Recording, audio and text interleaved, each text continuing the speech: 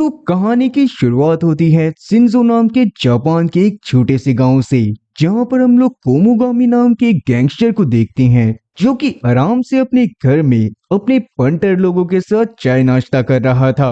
अब Japanese yakuza gang के बारे में तो आप लोगों ने सुना ही होगा।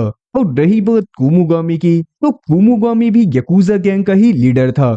अब कुमुगामी के घर में अचानक से शकाता घुस आता है, जो कि सच में एक बहुत खतरनाक फाइटर है और अभी उसे याकुजा गैंग को खत्म करने का कॉन्ट्रैक्ट मिला था। वो कुमुगामी के घर के अंदर आकर याकुजा गैंग के काफी सारे लोगों को जान से मार देता है और बाद में वो कुमुगामी की तरफ बढ़ने लगता है। अब जैसे ही कुमुगामी को सकाता के बारे में पता चलता है, तो वो तुरंत ही अपने राइट हैंड मैन को उससे लड़ने के लिए भेज देता है और खुद एक रूम में जाकर अपनी बंदूक में गोलियां भरने लगता है। कुमुगामी का राइट हैंड मैन भी सच में काफी ज्यादा पावरफुल था और वो सकाता को एक बहुत टफ फाइट दे रहा था। उन दोनों में इसी तरह से काफी देर तक लड़ाई चलती रहती है और एट लास्ट में आकर सकाता गुस्से में उसका हाथ ही काट देता है। सकाता कुमुगामी के राइट हैंड मैन की बॉडी को ही शील्ड बनाते हुए कुमुगामी की तरफ बढ़ चुका था और आखिरी में जाकर उसने कुमुगामी की गर्दन पर एक कुल्हाड़ी से वार करके उसकी जान ले ली थी। वैसे तो याकुजा गैंग का पूरी तरह से खात्मा हो चुका था, पर अभी भी याकुजा गैंग का ही एक मेंबर शकाता को जान से मारने की कोशिश करता है, पर वो शकाता को शूट कर पाता उससे पहले ही फिजुता, जो कि असल में शकाता का ही साथी था, वो उस गैंग मेंबर को शूट करके जान से मार देता है।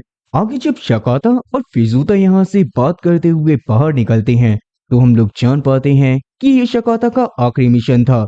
आगे चल के वो इस तरह के काम को बिल्कुल नहीं करेगा और सिर्फ अपनी फैमिली के ऊपर ही ध्यान देगा। अब शकाता की फैमिली के बारे में बात करी जाए, तो उसकी एक रियो नाम की बेटी है और साथ ही उसकी एक बीवी है। उसके दुश्मनों को उसकी फैमिली के बारे में नहीं पता था और शकाता को हमेशा डर रहता था कि अगर धोखे से उसकी फैमिली के बारे में उसके दुश्मनों को पता चल गया, तो वो लोग उसे ब्लैकमेल करके उससे कोई भी काम करवा सकते हैं। और यही रीजन भी था कि अब वो इस तरह के काम को छोड़कर नॉर्मली अपनी लाइफ को बिताना चाहता था। आज अपने घर पर जाने के बाद शकाता काफी ज्यादा खुश था और थोड़ी देर अपनी बीवी से बात करके वो नहाने के लिए चला जाता है। और जब वो कपड़े चेंज कर रहा था, तब उसको नीचे से कुछ लोगों की आवाज आती है और जब वो नीचे जाता है, तो नीचे एक गैंग आ गई थी जिन्होंने अजीब तरह के मास्क पहन रखे थे। उन लोगों ने शकाता की फैमिली को हॉस्टेज बनाया हुआ था। शकाता तब उनमें से एक के ऊपर अटैक करने की कोशिश तो करता है, पर अगले ही पल उसे रुकना पड़ता है, क्योंकि अगर वो नहीं रुकता तो दूसरे वाला आदमी उसकी बीवी को जान से मार देता। तब उस गैंग के लीडर की बातों से हम लोग जान पाते हैं कि वो लोग याकुजा गैंग के खत्म हो जाने की वजह से काफी ज्यादा खुश हैं, क्योंकि जहां उन लोगों को अब तक याकुजा गैंग से डर कर रहना पड़ता था, वहां अब वो लोग पूरे जापान को अपने कब्जे में ले सकते थे।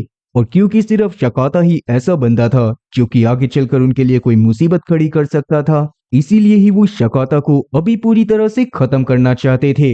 आगे उस गैंग के मेंबर शकाता को पकड़कर बहुत बुरी तरह से मारते हैं और बेचारे शकाता को तो उनका चेहरा भी दिखाई नहीं देता।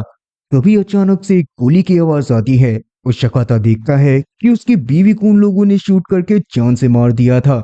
ये देखकर तो शकाता का वैसे खून खौल उठता है, पर इतने सारे लोगों से घिरे होने की वजह से अभी वो कुछ भी नहीं कर पाता। उसकी आंखों के सामने ही वो गैंग मेंबर अब रियो को भी शूट करने वाले थे, पर शकाता जैसे तैसे हिम्मत करता है और रियो को वहां से भागने को बोलता है। अब रियो वहां से भागने तो लगी थी, पर उस गैंग का लीडर रियो को भी शूट कर देता है और रियो भी शकाता के सामने ही मारी जाती है। शकाता ने अपने मन में ठान लिया था कि वो उन लोगों से अपनी बीवी और अपनी बच्ची की मौत का बदला लेकर रहेगा, पर उसी समय पर उस गैंग का ही एक मेंबर शकाता के ऊपर भी गन पॉइंट करता है और उसे भी शूट कर दिया जाता है। जिसके बाद इस खबर को न्यूज में मिर्च मसाले लगाकर कुछ इस कदर दिखा दिया गया था कि लोगों को लगने लगा था कि शायद शकाता ही अपनी फैमिली का किलर है और उसने ही अपने मानसिक संतुलन को खोकर पहले तो अपनी बीवी और अपनी बेटी को जान से मारा और बाद में खुद सुसाइड कर लिया। मतलब कि दुनिया वालों की नजर में वैसे तो शकाता मर चुका है, और उस टाइमलाइन से 12 साल बाद की टाइमलाइन में हमें दिखाया जाता है कि शकाता अभी भी जिंदा है। 12 साल पहले जब शकाता के सर पर गोली लगी थी, तो उस समय पर वो जिंदा बच गया था, पर उसके बाद से ही उसकी पूरी बॉडी पैरालाइज हो चुकी थी और अब तो वो अपनी गर्दन तक को भी नहीं हिला सकता था। अभी के समय पर फिजूता पूरी तरह से उसका ध्यान रखता है और वो फिजूता ही था जिसने गोली लगने के बाद शकाता की मदद करी थी। पूरी दुनिया में अभी सिर्फ फिजुता और उसके चंद लोग ही थे जिन्हें शकाता के जिंदा होने के बारे में पता था। खैर अब वहां से सीन शिफ्ट होकर सुनोहारा नाम के एक बंदे की प्रेस कॉन्फ्रेंस पर आता है, जो कि अब सिटी का मेयर बन चुका था। वो लोगों को बता रहा होता है कि किस तरह से उसने शिंजो सिटी के अंदर काफी सारी चीजों का निर्माण करवाया है और वो लगातार शिंजो शहर को बेहतर से बेहतर बनाने की कोशिश कर रहा है। उस जगह पर एक जर्नलिस्ट मौजूद था जो कि सुनोहारा के बारे में काफी कुछ चीजें जानता था और उस जर्नलिस्ट की बातों से साफ पता चल रहा था कि असल में सुनोहारा ही उस गैंग का लीडर है जिसने शकाता और उसकी फैमिली को जान से मारा था। सुनोहारा के कुछ घपलों के बारे में वो जर्नलिस्ट सबके सामने बात करने की कोशिश तो करता है, पर सुनोहारा उसकी बातों पर जरा भी ध्यान नहीं देता और लोगों के सामने बिल्कुल नॉर्मल होने का दिखावा करता है। अब रात के समय में हम लोग उस जर्नलिस्ट को उसकी गाड़ी में एक आदमी के साथ देखते हैं। वो आदमी उसके लिए मेयर के खिलाफ काफी सारे सबूत भी लेकर आया था, जिससे ये साबित हो सकता था कि मेयर बिल्कुल भी अच्छा इंसान नहीं है। पर वो दोनों बातें कर ही रहे थे कि तभी अचानक से वहां पर मास्क पहने दो बंदे आ जाते हैं, जिसमें से एक तो जर्नलिस्ट को जान से मार देता है और दूसरा मास्क वाला बंदा प्रूफ लेकर आए हुए बंदे को गाड़ी से बाहर निकालकर उसके हाथ में एक गन पकड़वाता है और जबरदस्ती उससे उसको ही शूट करवा के जान से मार देता है। दूसरी तरफ जब रात के समय में शकाता का केयर टेकर उसको बाहर घुमा रहा था, तभी अचानक से एक आदमी पीछे से आकर शकाता के हाथ पर स्टैब कर देता है। उस आदमी का एक समय पर शकाता ने हाथ काट दिया था और वो इसी बात का बदला शकाता से लेना चाहता था। अब वैसे तो शकाता को अभी बचाकर हॉस्पिटल में एडमिट करवा दिया गया था, पर शकाता के जिंदा होने के बारे में सुनोहारा और साथ ही पुलिस वालों को पता चल गया था। तब शकाता के रूम के बाहर दो पुलिस वालों को खड़ा करा जाता है ताकि शकाता को सही से प्रोटेक्शन मिल सके। पर उसी समय पर वहां पर उन दोनों पुलिस वालों का चीफ यानी कि शिनोजुका पहुंच जाता है और उन दोनों पुलिस वालों को पैसे देते हुए उनसे बाहर जाने को बोलता है। शिनोजुका शकाता की ग्लूकोज बोतल में कुछ अजीब तरह की दवाई मिलाने वाला था ताकि शकाता को जान से मारा जा सके। तो जैसे ही शकाता शिनोजुका की आवाज को सुनता है, वैसे ही अचानक से उसे याद आता है कि शिनोजुका भी उन्हीं गैंग मेंबर में से एक है जिन्होंने उसकी फैमिली को जान से मारा था। उसको अपनी आंखों के सामने देखकर शकाता इतना ज्यादा गुस्से में आ गया था कि वो जैसे तैसे खड़ा होता है और पूरी बॉडी काम ना करने के बावजूद भी वो शिनोजुका से लड़ाई करने लगता है। तो वैसे तो शिनोजुका शकाता की काबिलियत से इतना ज्यादा अनजान नहीं था, पर अभी वो शकाता की पैरालिसिस की वजह से शकाता को हल्के में ले लेता है। जो चीज शिनोजुका के ऊपर इतनी ज्यादा भारी पड़ती है कि शकाता एक चद्दर की मदद से उसकी गर्दन को पूरी तरह से दबा देता है और शिनोजुका के प्राण निकल आते हैं। शिजुका को भी अब तक शकाता के ऊपर हुए हमले के बारे में पता चल गया था।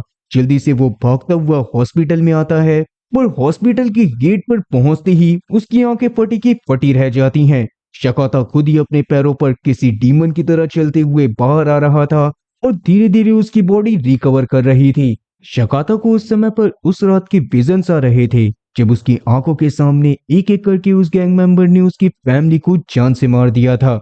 वही लम्हे उसको अभी ताकत दे रहे थे ताकि वो एक बार फिर से खड़ा हो और अपनी फैमिली की मौत का बदला लेने वाले वर्ड्स को पूरा करे। इसके साथ ही सीन वहां पर से इकागो नाम के एक बंदे पर आता है जो कि अभी भी उसी गैंग का ही मेंबर था। वो काफी सारी लड़कियों से एक जगह पर ड्रग पैकिंग करवा रहा था और दूसरी तरफ हम लोग एमास नाम के एक दूसरे बंदे को देखते हैं जो कि उसी गैंग का मेंबर था और वो यहाँ पर काम करने के लिए लड़कियों को किडनैप करके लाता था। और सिर्फ इस फैक्ट्री में काम करने के लिए ही नहीं, वो लड़कियों को इसलिए भी किडनैप करता था ताकि बाद में उन्हें जबरन प्रोस्टिट्यूशन के धंधे में भेजा जा सके। मतलब कि आप लोग समझ ही सकते हो कि सुनोहारा के पावर में आने के बाद उसकी गैंग कितनी ज्यादा पावरफुल हो गई थी और शिंजो शहर में होने वाले हर एक इलीगल धंधे के अंदर उन्हीं लोगों का हाथ था।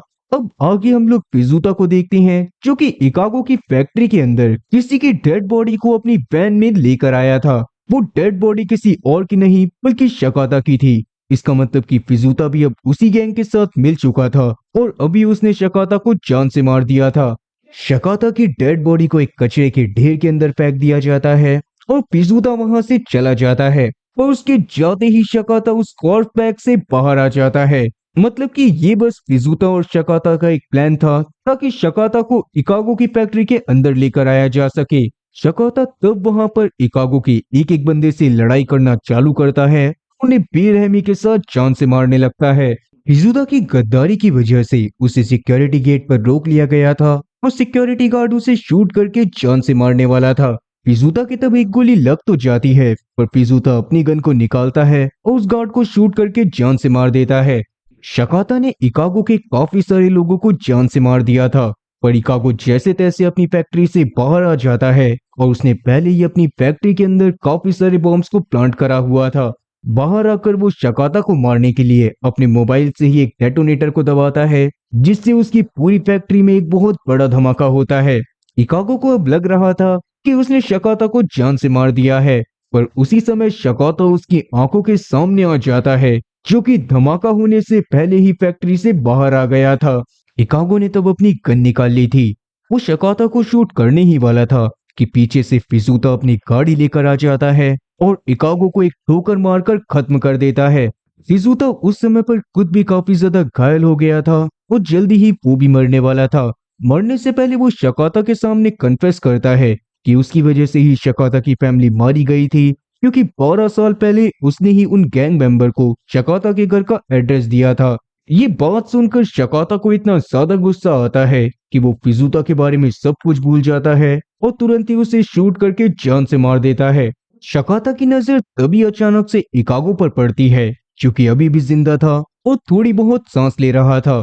ये देखकर शकाता तुरंत ही उसे एक जगह पर लेकर जाता है और उसे मारते हुए उसके बॉस के बारे में उससे पूछने लगता है। अब वैसे तो शकाता इकागो को बागीटो के टाइगर श्रॉफ से भी ज्यादा टॉर्चर कर देता है, पर उसके बावजूद भी इकागो अपना मुंह खोलने के लिए तैयार ही नहीं होता। पर तभी इकागो के फोन पर उसके बॉस का कॉल आ जाता है, जो कि कोई और नहीं बल्कि सुनोहारा ही था। शकाता की आवाज से ही सुनोहारा समझ गया था कि शकाता अभी भी जिंदा है। वो जानता था कि शकाता वैसे काफी ज्यादा गुस्से में होगा, इसीलिए वो शकाता को एक बहुत बड़ी राज की बात बताता है कि उस रात जब उन लोगों ने रियो के ऊपर गोली चलाई थी, तो रियो उस समय जिंदा बच गई थी। वो अभी भी जिंदा है और उन्हीं लोगों के कब्जे में है। साथ ही सुनोहारा शकाता को ये धमकी भी दे देता है कि अगर वो रियो को जिंदा देखना चाहता है तो वो सारी चीजों को अभी के अभी बंद कर दे। ये बात जानने के बाद तो शकाता के पैरों तले एकदम जमीन खिसक गई थी। उसे अपने कानों पर विश्वास नहीं हो रहा था, पर क्योंकि वो अपनी बेटी को जिंदा देखना चाहता था, इसीलिए अभी वो शांत रहने के लिए मान जाता है। अब वहां पर से सीन आता है सीधा रियो के ऊपर। रियो अभी के समय तक बड़ी हो गई थी और वो एमास के साथ ही अपने बचपन से रह रही थी। एमास उसको इस तरह से पाल रहा था जैसे कि वो उसका खुद पिता हो, पर रियो के ऊपर उसकी हमेशा गंदी नजर रहती थी। रियो को तो अब तक यही लगता था कि एमास ही उसका पिता है और इसीलिए वो हमेशा उसको अपने पिता की तरह ही देखती थी। रियो को अपने बचपन में हुए इंसिडेंट और शकाता के बारे में कुछ भी याद नहीं था और अभी के लिए उसकी लाइफ में सिर्फ एमास और साथ ही उसकी आर्चरी वाला गेम ही इम्पोर्टेंट था। जिसके साथ ही कहानी वहां पर से ताकीगावा नाम के एक बहुत ही ईमानदार ऑफिसर पर आती है, जिसकी शिनोजुका ने एक समय पर ईमानदारी की वजह से नौकरी छीन ली थी। शकाता अभी उससे मिलने के लिए उसके घर गया हुआ था, क्योंकि वो जानता था कि ताकीगावा ने अपनी तरफ से सुनोहारा के खिलाफ काफी सारे प्रूफ ढूंढ रखे होंगे। तब शकाता को एक बिल्डिंग के बारे में पता चलता है, जिसमें सुनोहारा अपने द्वारा कैद करे गए लोगों को बंद करके रखता था। वहीं पर ही सुनोहारा के काफी सारे बॉडीगार्ड्स और काफी सारे गैंग मेंबर भी रहा करते थे और अभी के समय पर शकाता को शक होता है कि सुनोहारा ने जरूर वहीं पर रियो को भी रखा होगा। इसीलिए वो उस बिल्डिंग के ऊपर हल्ला बोल देता है और वहां पर मौजूद बहुत सारे लोगों को जान से मारने के बाद वो सीधा पहुंच जाता है एमास और रियो के रूम में। जैसे ही रियो शकाता को देखती है, वैसे ही वो चुपचाप सोफे के पीछे छुप जाती है, क्योंकि उसे शकाता के बारे में कोई भी मेमोरी याद नहीं थी। इवन उसे यही लग रहा था कि शकाता कोई इंट्रूडर है जो कि उसको नुकसान पहुंचाने आया है।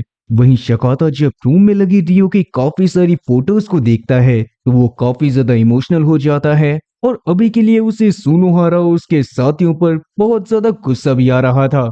उतने में ही वहां पर एमास भी पहुंच गया था, जो कि शुरू में तो अपनी गन निकालने वाला होता है, पर जैसे ही वो रियो को सोफे के पीछे देखता है, वैसे ही वो शकाता से शरीफ आदमियों की तरह बात करने लगता है।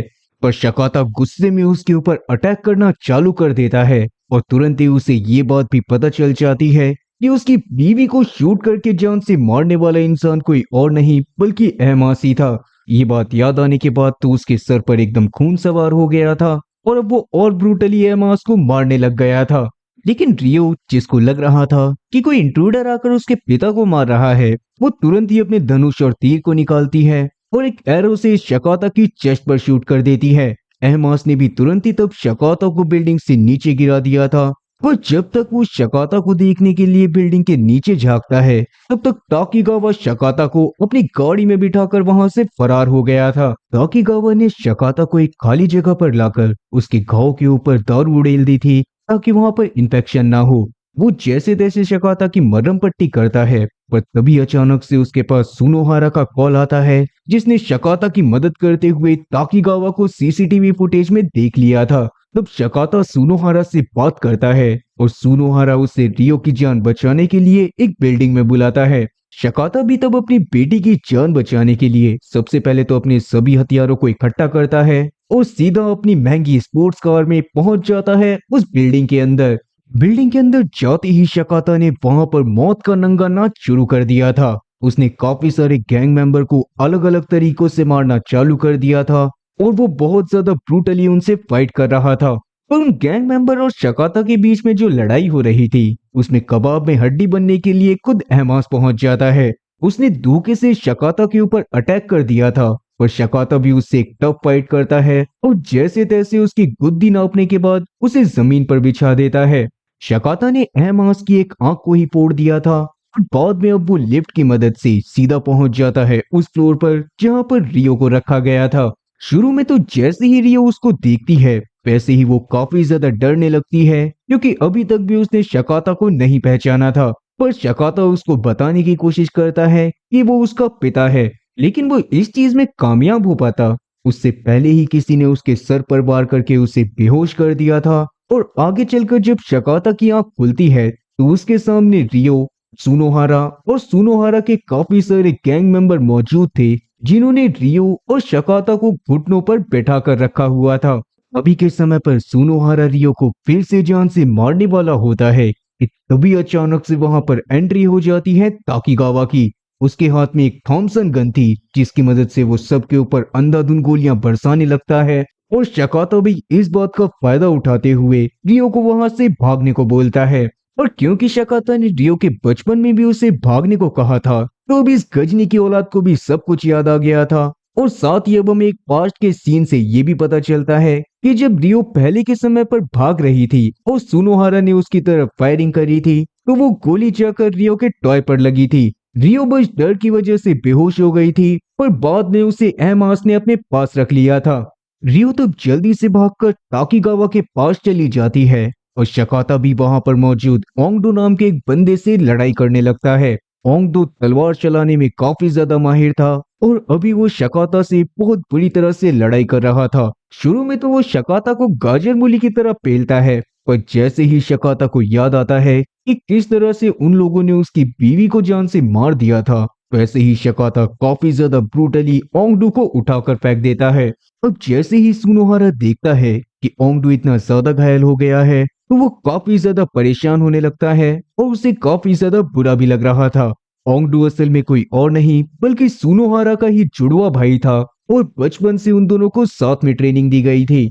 ओंगडू के चेहरे पर जले होने का मार्क था, इसी वजह से वो हमेशा अपने मास्क को लगा कर रखता था। इवन बचपन से ही उसे सुनोहारा के साथ तो ट्रेनिंग मिली थी, पर वो डिसीजन मेकिंग में इतना ज्यादा अच्छा नहीं था, इसी वजह से उसे सुनोहारा को प्रोटेक्ट करने का काम दिया गया था। सुनोहारा भी ओंगडू की हालत को देखकर बहुत ज्यादा गुस्से में आ जाता है और वो अपने मास्क को पहनकर तुरंत ही शकाता से लड़ाई करने लगता है। शकाता के सामने अब उसके फैमिली का असली किलर मौजूद था। अभी के लिए शकाता उससे लड़ाई तो करना चाहता था, पर उसके थके और काफी ज्यादा घायल होने की वजह से सुनोहारा उसके ऊपर एक के बाद एक डेडली अटैक करता रहता है और शकाता की हालत काफी ज्यादा बुरी हो जाती है। इवन अब उसने शकाता के एक हाथ तक को काट दिया था। शकाता को उस समय पर काफी ज्यादा दर्द तो हो रहा था, पर अभी वो अपनी बीवी की जान का बदला किसी भी हालत में लेना चाहता था और उसकी यही विल पावर आखिरी में उसे सुनोहारा को जान से मारने में मदद करती है। वो जैसे तैसे अपनी पूरी पावर को इकट्ठा करता है और सीधा अपने हथियार की मदद से सुनोहारा की तलवार पर अटैक करता है। शकाता का अटैक इतना ज्यादा पावरफुल था कि सुनोहारा की तो तलवार ही टूट गई थी और शकाता ने बाद में उसकी गर्दन पर एक डेडली अटैक करके उसे जान से मार दिया था। तब शकाता के पास रियो आती है, जो कि उसकी हालत देखने के बाद काफी ज्यादा इमोशनल हो गई थी। पर वो दोनों एक दूसरे से मिल पाते उससे पहले ही वहां पर एमास आ जाता है, जो कि अभी भी जिंदा था। वो लगातार शकाता के ऊपर बहुत सारी बुलेट्स फायर करता है और शकाता जमीन पर लेट जाता है। एमास एक बार फिर से रियो का ब्रेन वॉश करने की कोशिश कर रहा था कि वही उसका पिता है, और पीछे से इतने में शकाता खड़ा होता है और एमास को पूरी तरह से खत्म कर देता है। शकाता की हालत अब खुद भी ज्यादा अच्छी नहीं होती और जैसे ही रियो उसको गले लगाती है वैसे ही शकाता भी अपना दम तोड़ देता है। रियो तब इतना ज्यादा टूट गई थी कि वो बहुत जोर जोर से रोने लगी थी। अब वहां पर से सीन सीधा एक हफ्ते बाद आता है, जहां पर हम लोग सुनोहारा का एक और इंटरव्यू देख पाते हैं, जहां पर सुनोहारा की जगह पर सुनोहारा नहीं बल्कि ओंगडू मौजूद था। ओंगडू ने अब सुनोहारा की आइडेंटिटी ले ली थी। ओंगडू ने अब सुनोहारा की आइडेंटिटी ले ली थी और वो सुनोहारा की तरह ही उस पूरी सिटी को कंट्रोल करना चाहता था। इंटरव्यू को खत्म करने के बाद ओंगडू सीधा डांस करने के लिए उस जगह पर जाता है जहां पर बचपन में वो ट्रेनिंग करा करता था।